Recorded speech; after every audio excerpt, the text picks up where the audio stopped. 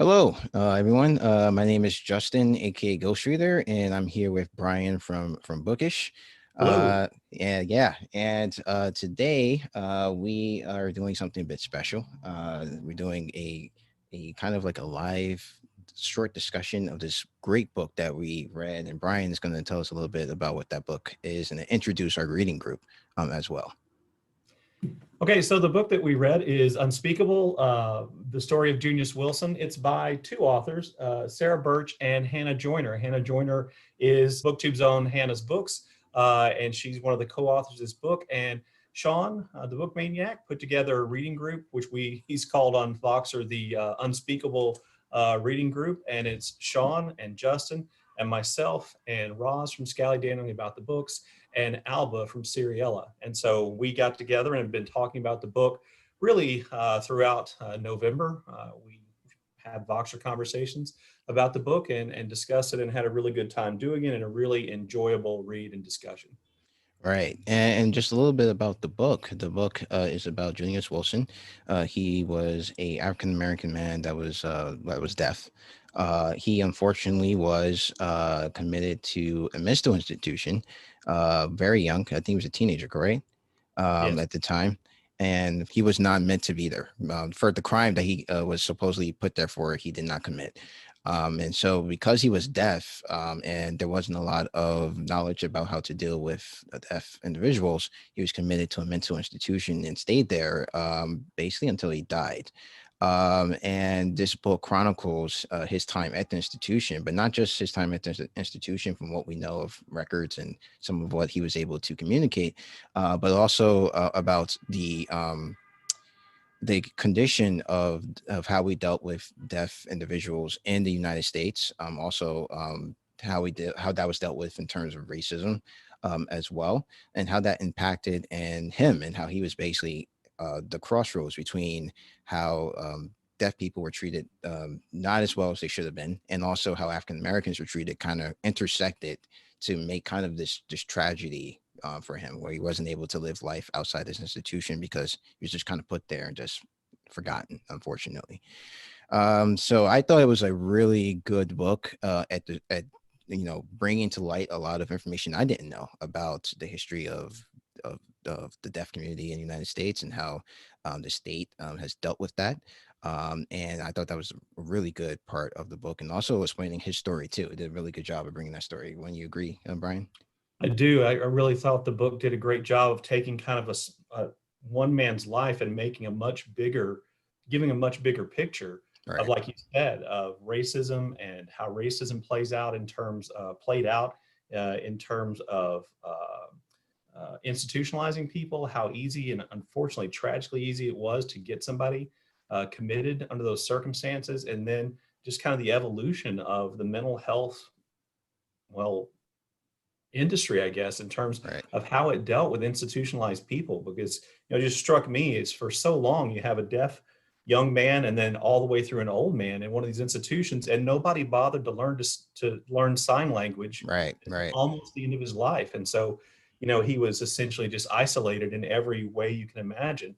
And I think part of the great thing about his story is that it's kind of one of those triumph of the human spirit things. In a way, he figured out a way to adapt, and for a while, until they kept changing the rules on him, Right. actually found a way to enjoy life and have meaning out of a horrible circumstance. But to me, it was a remarkable book because it gave all those bigger pictures like that. Exactly. Brought up a really good point about the mental health. There's also a book about the mental health community as well, because and you made a really good point where no one took the time or effort to try to learn uh about like sign language at all, even though he learned, and this I thought was really interesting, depending on what school you went to learn sign language as a deaf person, there were very unique signs for that particular school.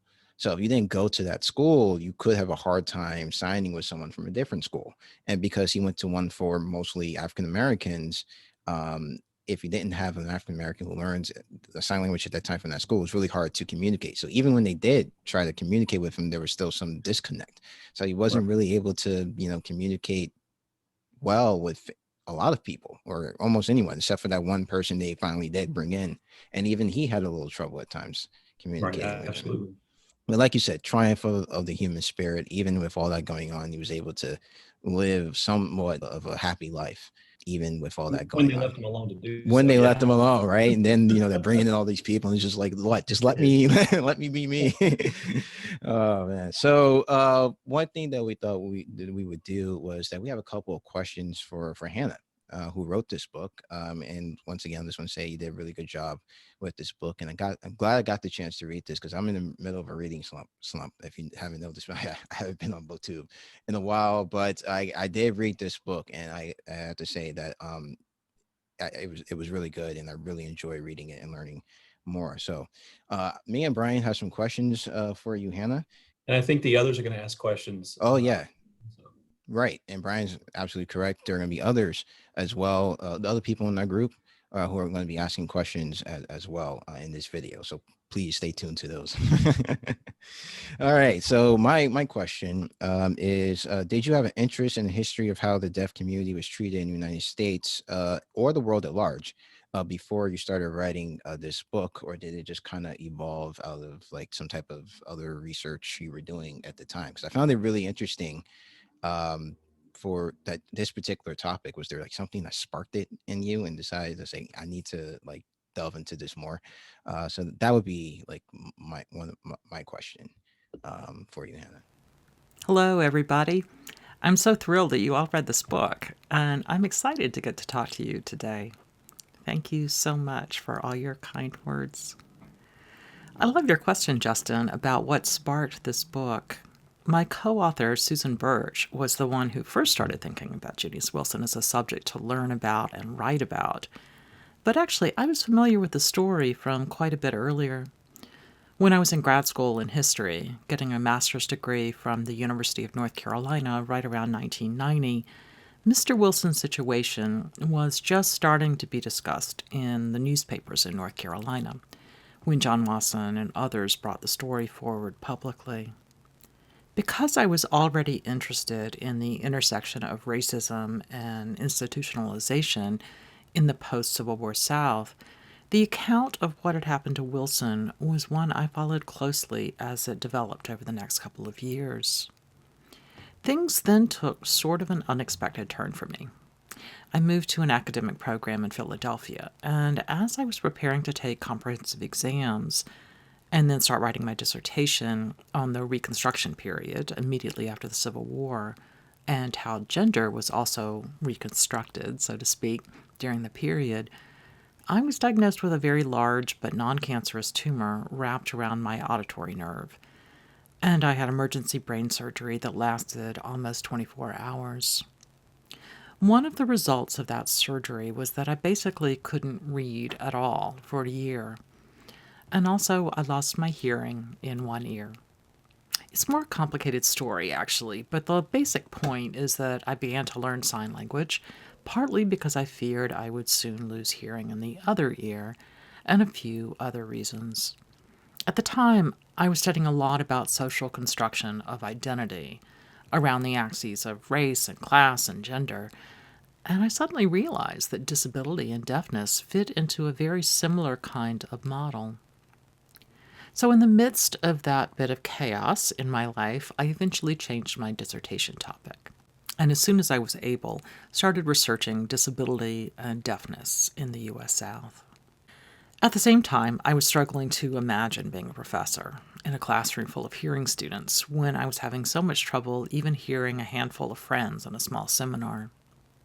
At the time, understanding what was happening in a group situation was especially hard for me because my brain was just starting to rewire itself a bit. Anyway, wildly, a professorship came open at Gallaudet University, a college in the U.S. for deaf students, and I applied and got the job. After I arrived on campus, I soon made friends with a new colleague, Susan Burch. While doing academic research for one of her own projects, Susan was looking for information on Black deaf experiences in the U.S., and she ran across some clippings about Junius Wilson while she was going through various files in the Gallaudet archives. Susan's main historical interest at that point was about deafness more broadly, But as she realized that there was a fairly significant amount of source material apparently available about Mr. Wilson, she realized that he was from North Carolina, my home state, and she turned to me and asked if I might be interested in writing a short article together. She thought that my interest in Southern history might be useful. I'll talk a bit more later about working collaboratively with Susan, but I'll say for now that the proposed little article developed into something much larger and much more meaningful to both of us than I think we could have imagined back then. Brian? Okay, and my question has to do kind of with just the nuts and bolts of writing a work of history like this. I've done some historical research and writing, and so I was interested in the individual whose last name was McNeil, and unfortunately they called him Dummy McNeil in the community where he lived, which is heartbreaking.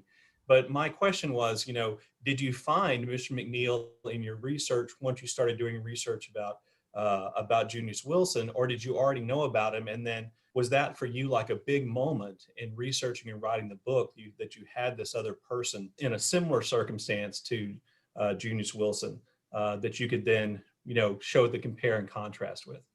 Right, that's a good question, because and for those of you who don't know, McNeil was another deaf man who was at the institution as at the same time as Junius was, and Right. so he had some of his similar challenges as Junius, as well at that mental institution. Yeah. Learning about James McNeil, also known as Dummy Graham, was definitely a big moment for us. We'd seen some references to McNeil early in our research, from General Hospital records, I think, but we really didn't know who he was. Although we had already listed his name in the database we were building, it took quite a bit more time before we learned any details about him and his experiences at Cherry Hospital. Part of the problem was that at first we were both assuming that every mention of a person called Dummy, a derogatory nickname for a deaf person, must be a reference to Junius Wilson. We had no idea there were other deaf residents at the institution. But we kept hearing stories that just didn't quite fit. For example, why would Wilson regularly be dressing as a policeman and directing traffic on the main campus at a time when Wilson lived and worked at the farm colony across the way? Eventually, one of the people Susan was interviewing pulled out a picture of Dummy McNeil in a police uniform, and it became clear to her that it was not a picture of Junius Wilson. We realized that there was more than one deaf man incarcerated at Cherry. Eventually, we learned of a third deaf man as well, although we could only gain very limited information about him. What was so heartbreaking to us is that the hospital kept Wilson and McNeil apart from each other for a great number of years. These two men had been classmates at the same residential school for deaf African Americans. They would have used the same language, but were apparently deliberately kept in separate areas of the institution for decades so they wouldn't be able to communicate with each other. In addition to the fact that learning a little bit about the existence of these two other men helped us understand that Wilson's experiences were not as exceptional as we first assumed, McNeil's story in particular helped us piece together a fuller picture of life at the institution. While Wilson was working on the farm colony, McNeil had lived on the other side of Cherry Hospital in a very different kind of system, living with outside privileges, but at the same time living in the ward specifically for the criminally insane. And yet, his way of creating a life for himself was not all that different from Mr. Wilson's way, by creating a certain kind of independence and even authority despite incarceration. Another one question that I had was, what was surprised you the most about this book when you were researching it? Actually, not what surprised you about the book, but what most surprised you in your research for this book? Because there were some surprises in there for me, for sure. I didn't expect sterilization to pop up in this book. And it's something that does play a big role, because Julius unfortunately was sterilized. Because he was considered a criminal element, and at that time in the United States, that was something that was kind of popular in the medical community, or had gained traction at least, that we should do this to keep them from breeding or whatever. So And and I and went on well into the, late 20th century. Right. Exactly. And so, and I think she even brought out in her book that there's something that is still kind of hidden and not really dealt with. And a lot of, like, even though there's some people have been pushing, we need to learn more about these people, who they were. There are some people, I think in North Carolina, they're saying, oh no, they're patient records. We can't release that to you. Right. Or so you can't look at that. But I think it may be more than that. Maybe like we don't want to deal with this type of a situation. But yeah, that was something that really surprised me. Not that I didn't know what was going on, but that also was another layer of tragedy that was added on in this book. So Definitely learning that Dummy Graham was not Junius Wilson, that he was in fact a different person with a somewhat similar situation, was a bit startling. And yes, you're definitely right that we weren't really expecting the intense talk about sterilization and eugenics. My memory is that while we were poring over Mr. Wilson's medical records, I sat there staring at a brief mention of his castration and was totally stunned, asking my husband with his medical knowledge to confirm that the words I was looking at really did mean what I thought they meant. I think Wilson's castration was one of the parts of the story that just wasn't talked about in the newspapers when the case broke, and it really wasn't mentioned much later in his life, as far as we could tell. Another surprise, or at least a completely devastating thing that we did not initially imagine, is that Junius Wilson did not understand why he was incarcerated. He apparently didn't know that he had been accused of sexual assault. Late in his life, after signers were finally brought in to communicate with him, he suggested that he had been arrested because way back when he was young at the School for the Deaf, he'd stayed out all night at the traveling fair, looking at elephants and fireworks and getting a taste of not only excitement but freedom. That's why he thought he was being punished for all those years. yeah, so I think that's going to be all the questions between us two. There would Yeah. definitely be some other questions from the other people in the group who have some great questions. I got a chance to look at some of their questions. Do you have any like final thoughts you want to give for this book at all, Brian? Or I just wanted to say again, I really enjoyed the book. I thought it was great. I thought Hannah and her co-author did a great job of kind of creating that kind of small history that has, big history impact. And I enjoyed being able to talk with all of you guys in the Voxer group about the book while we were reading. same, I thought that both authors did a great job putting this together. And just like you, just bringing all that history together. This one individual represents so many different parts of United States history and of things that we dealt with and challenges that we had to overcome. So just like you, and also enjoyed the Voxer group as well, even though like, there was a while there where I was kind of quiet. I enjoy like listening to all of the thoughts that you guys had and the points that you guys brought up in the Voxer group as well. So yeah, that's gonna be it for us. I'm gonna pass it on to Sean, and he's probably gonna do something with this edit to make this look really cool. So that's gonna be it for us. So thank you, and of course also thanks from Brian as well. Thank you. Thank you, Hannah, and your co-author Susan Burch, of course, for writing this tremendous book, which was a pleasure to read, but also a privilege. I'm really excited to be able to ask you some questions. One of the strengths of the book for me is that you take one individual's life that kind of spans the 20th century and was quite a life of exceptional circumstances. And through that, you cover some of the key issues and topics of the 20th century in America and beyond.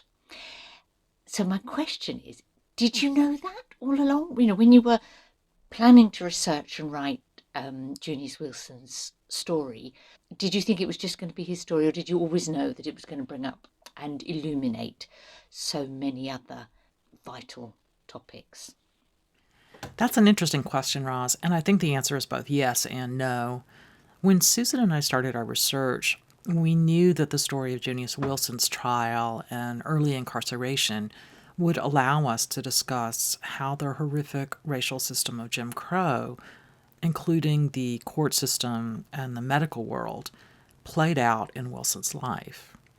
At least in my memory, we didn't really know at first how much we'd be able to find out about Mr. Wilson's experiences between the initial incarceration early in the 20th century and the trial near the end of the century. Fundamentally, though, as historians, our primary goal is always to think about change over time, to understand why change happens and what those changes mean for the way people experience their lives. And I grew up with another big historical idea, one my father called asking large questions in small places. Dad was partly interested in exploring how big social as well as political and economic transformations played out in particular communities. Maybe because of my connection to literature. Very early in grad school, I became interested in thinking about how those big historical transformations might play out even in a particular person's life. Interestingly, when you're asking large questions in small places, you aren't necessarily looking for a community or individual who is typical or representative. Sometimes an atypical case can really show the dimensions of how the larger society or system works, or how it can work when faced with extreme situations. Still, while I say that about atypical cases, at the same time, Junius Wilson wasn't nearly as exceptional as we thought. As we explored the records at his institution, we found at least those 2 other deaf men roughly his age I mentioned earlier, and there's evidence that the reasons for their incarceration may have been just as inappropriate as Mr. Wilson's. Deaf people across the country, especially deaf people who are also Black and poor, or people with mental health issues, are at risk. It was true early in the 20th century, and sadly, it's still true early in the 21st century. Coming to this book as a white reader, I wondered how it was for you researching and writing Junius Wilson's story as a white historian and a white writer. Yeah. Maybe it didn't make any difference. Maybe it had no resonance, but I wondered, and I'd be interested to know. Yeah, I think it was really important to recognize and acknowledge how our own identities affected our work and perceptions of our work by others as we were researching and writing this book. At the beginning, I think we were initially a little less concerned about issues of our identity as far as publication itself went, because we knew we were writing an academic book that would be read primarily by a small academic audience and not for a more commercial press. We never claim that we are immune from racial biases, despite our efforts to try to understand how our own experiences as white women shape how we see the world. And also, we weren't claiming that this book would be in any way the last word said on Junius Wilson. Interviewing people who were aging seemed quite important, and it needed to be done quickly, since many of the people who were close to Mr. Wilson were not necessarily going to be able to talk to investigators for that much longer. For future writers about Mr. Wilson, those interviews might be important. And really, interviewing people was where I think the question of our racial identities mattered most. As I'll talk about a little later, those interviews were almost exclusively Susan's work. She was very open and honest with Wilson's loved ones, and with the Cherry Hospital staff and with legal guardians, etc., as well, about where she stood as an academic historian. Not everyone wanted to talk to us, not all hospital folks, but also not all family members, some of whom might have been questioning our motives, and we can both understand that. When Susan was talking with the family members who were closest to Mr. Wilson at the end of his life, and to his Black deaf friend Everett Parker, Susan was quite upfront that she wanted to learn about their stories and experiences, partly because she couldn't even imagine what their lives had been like. And she wanted to learn from them with both honesty and respect. They all wanted Mr. Wilson to be treated with dignity, and we wanted that too, and tried to live up to the trust they placed in us. I do want to mention one other related thing. We're not only both white women, but both hearing people, and that might be just as problematic for some deaf activists. We were not trying to speak for Black people in this book, and we were absolutely not trying to, quote, give voice to deaf people, an awful phrase, especially in this context. Fundamentally, this book is not only about Junius Wilson's life, but also about the whole system of racial injustice and the history of institutionalization across the 20th century, and that is a story which includes people of many different identities. Susan sometimes points out that a certain kind of authority was granted to her as a white signing woman across the diversity of the interviews she did. Sometimes that authority was just the unearned kind, the automatically privileged status of being white and hearing and educated. But I think it went beyond that sometimes, too. She was an outsider in some ways and an insider in others, a non-Southern white woman who signs fluently. Her ability to sign well created a sense of trust for some people, maybe even for some people who don't sign themselves, perhaps partly because it helped explain her interest in the story. Being a white signer made people less sure that she must have some particular axe to grind. It wasn't clear that she would be on one side or the other. And of course, we weren't on one side or the other. Our goal for the book was to try to understand some of what happened to Junius Wilson, to understand why people made the decisions they made over time, and to investigate how his particular story can help us understand the 20th century more broadly. I know this isn't a perfect answer, and I know Susan could talk more fluently about this issue than I have. Perhaps I'll try to talk her into having a bit of a chat with me here on BookTube sometime in the future. In fact, she has a new book coming out very soon that we could celebrate. In Unspeakable, you and Susan Burch do an amazing job of piecing together Junius Wilson's life from a multitude of little sources, official records, so many bits, and interviews with individuals who knew him or worked or were inmates of the institution where he spent so much of his life. I wondered what were the sort of challenges really in writing this book, and whether there were any sources or perhaps particular individuals that you would really liked to be able to reach and include and perhaps weren't able to. There is so much we wish we could have been able to learn, for sure. There are some people who didn't want to talk to us, and a few who talked only if we promised not to quote them or refer to them by name. We definitely were hoping to learn more about James McNeill, and for a while we thought we might be able to gain access to his legal and medical files, but apparently they have all been destroyed at this point. And of course the biggest, we would have loved to have had the chance to meet Mr. Wilson himself. By the time we started working on this project, Wilson's ability to communicate had been severely limited not only by the many years of very limited forms of communication he could engage in with staff and other residents, etc., but also by the stroke that affected his main signing hand fairly significantly, and which may have affected his language processing as well. Despite those barriers, right as we were getting started, Susan arranged to travel to North Carolina to have a brief meeting with Wilson. The meeting was postponed when Wilson became ill, and then delayed again when he was hospitalized.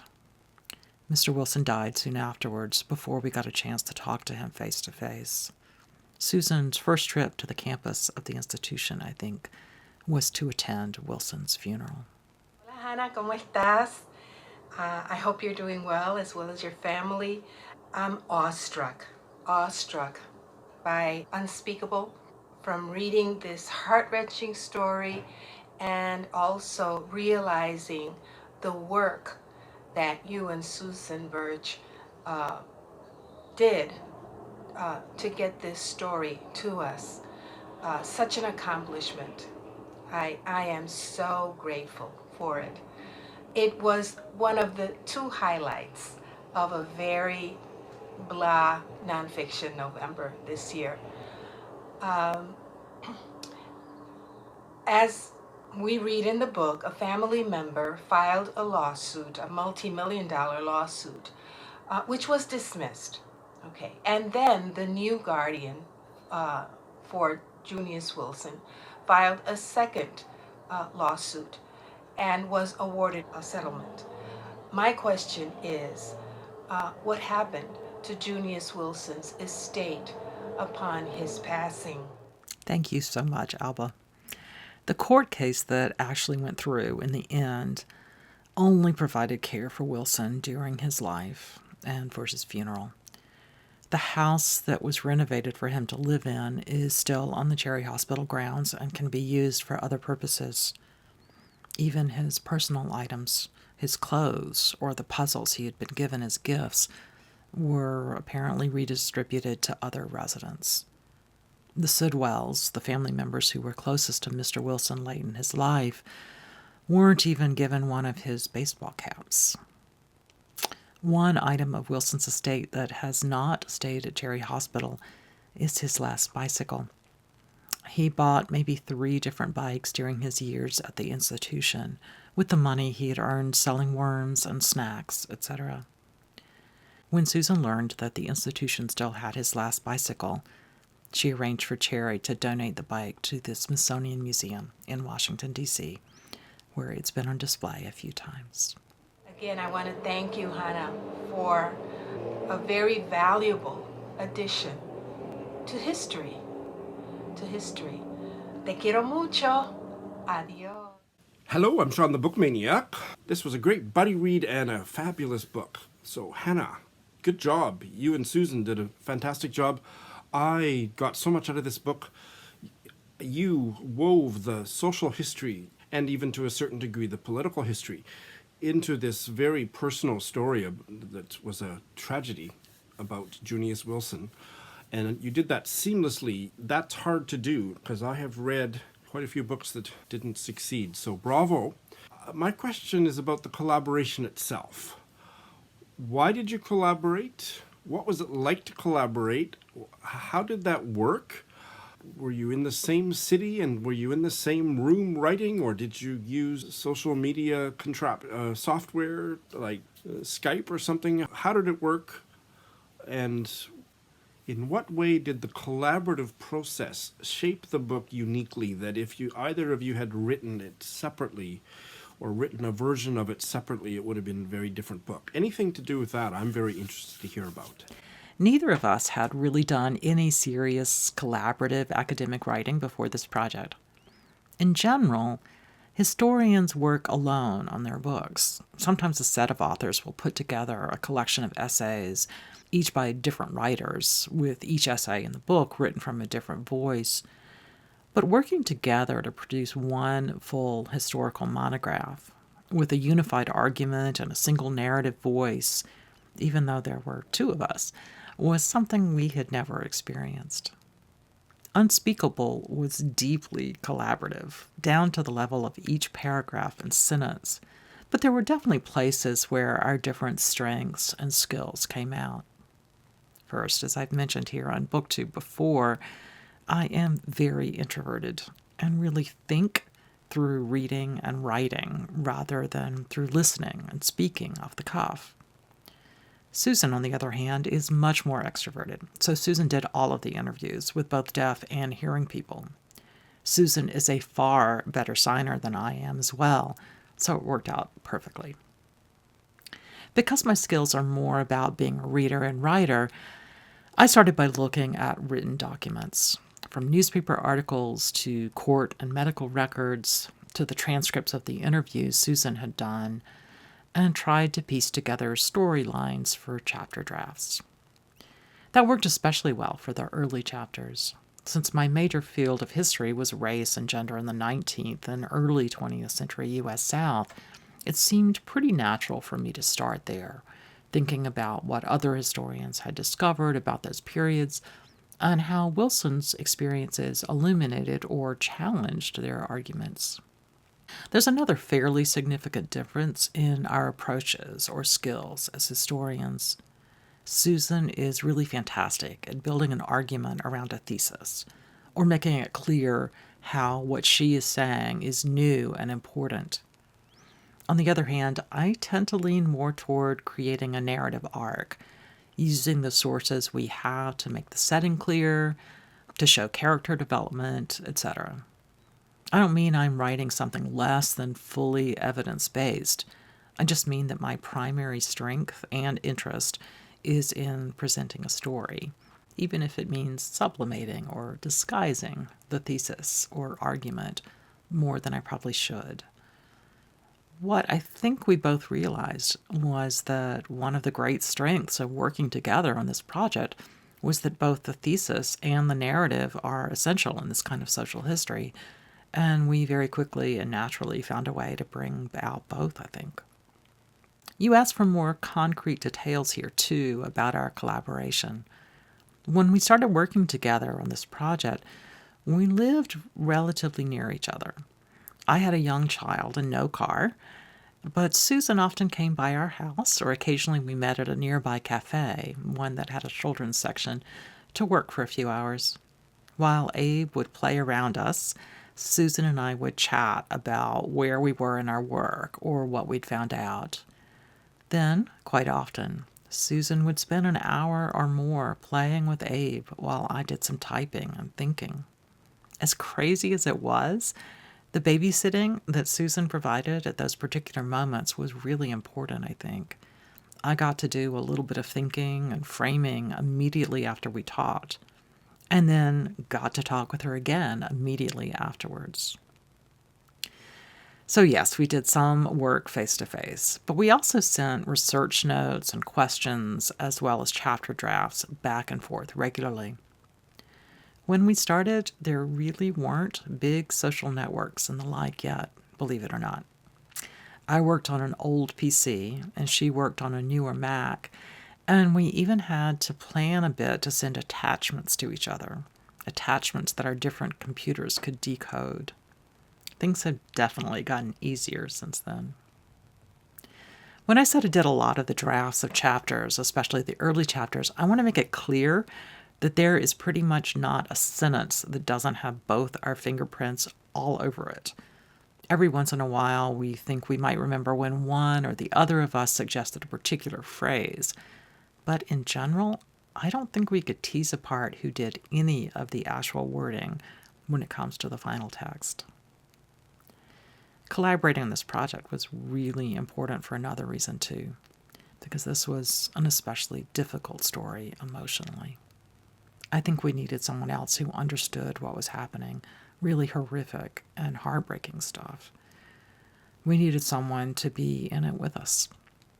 Collaboration kept both the research and the writing process from becoming too isolating. Thanks again. I loved the book.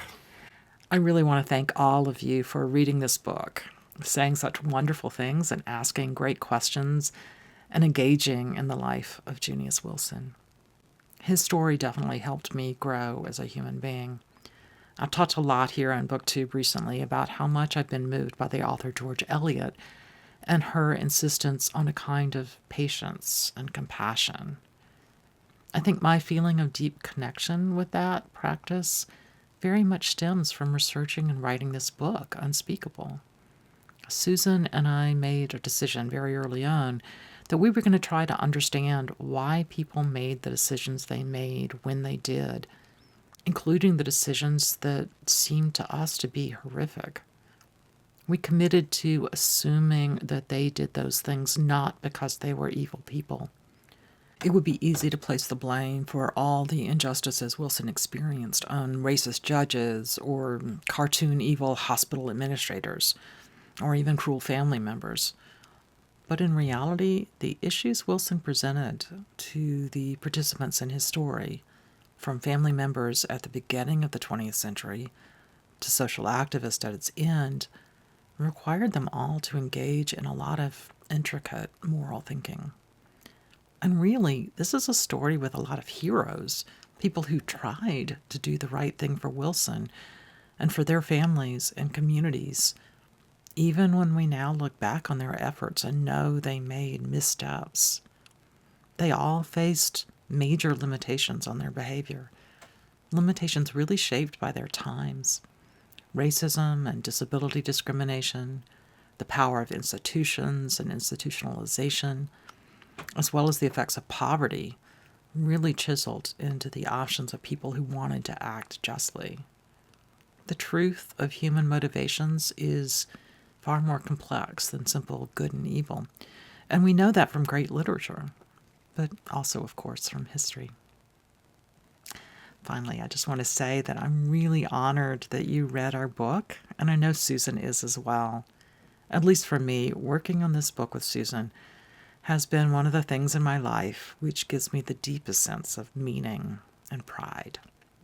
Thank you again.